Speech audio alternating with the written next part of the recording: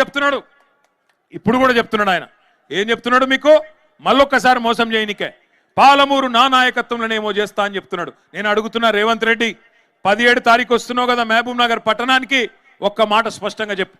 నీ ప్రభుత్వం వచ్చినాక మేము ఆనాడు ఐటీ హబ్ కట్టి అక్కడ 14 పరిశ్రమలు తెస్తే నీ ప్రభుత్వం వచ్చినాక ఆ 14 పరిశ్రమలు ఎందుకు పారిపోయినాయో ఒక్కసారి తెలంగాణ యువతకు, పాలమూరు యువతకు, మహబూబ్ నగర్ యువతకు సమాధానం చెప్పమని కోరుతా ఉన్నా.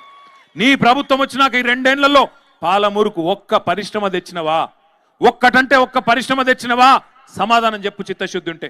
మేము మా గవర్నమెంట్లో తెచ్చిన వాటికి వచ్చి రిబ్బన్లు కట్ చేస్తా ఉన్నాడు. దేవరకద్రలో ఆనాడు ఆల వెంకటేశ్వర రెడ్డి గారు మేము అందరం పోయి కార్నింగ్ అనే పరిశ్రమను తీసుకొస్తే దానికి ఈయన వచ్చి రిబ్బన్ కట్ చేసి ఈయనేందో పీకి పందిరేసినట్టు ఉపన్యాసం చెప్తా ఉన్నాడు. మహబూబ్ నగర్ లో దివిటిపల్లిలో అమరరాజా అనే పరిశ్రమ 9,500 కోట్ల రూపాయల పెట్టుబడితో మన గవర్నమెంట్ లో కేసీఆర్ గారి నాయకత్వంలో మనం సాధిస్తే ఈ మొనగాడు వచ్చి ఈయనేదో చేసినట్టు అక్కడ పోయి తిరిగి 2 సార్లు పోజులు కొడతా ఉన్నాడు. ఒక్క కొత్త పరిశ్రమ వచ్చిందని వచ్చినాక ఉన్న ఐటీ పరిశ్రమలు బారిపోయినాయి.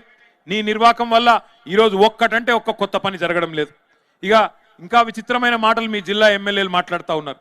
ఇక్కడ స్థానిక ఎమ్మెల్యే ఉన్నాడు, ఆయన కుల్లా చెప్తున్నాడు. ఎన్ఎం శ్రీనివాసరెడ్డి ఏమంటున్నాడు? మా ఎమ్మెల్యేల కాడ పైసలు లేవు, ఎమ్మెల్యేల దగ్గర పైసలు లేవు, మేము పెళ్లిళ్ళు పేరెంటాలు తిరుగుడు తప్ప మాతోనేం అయితలేదు అని ఎన్ఎం శ్రీనివాసరెడ్డి చెప్తా ఉన్నాడు. వాస్తవం అది. ఎందుకు?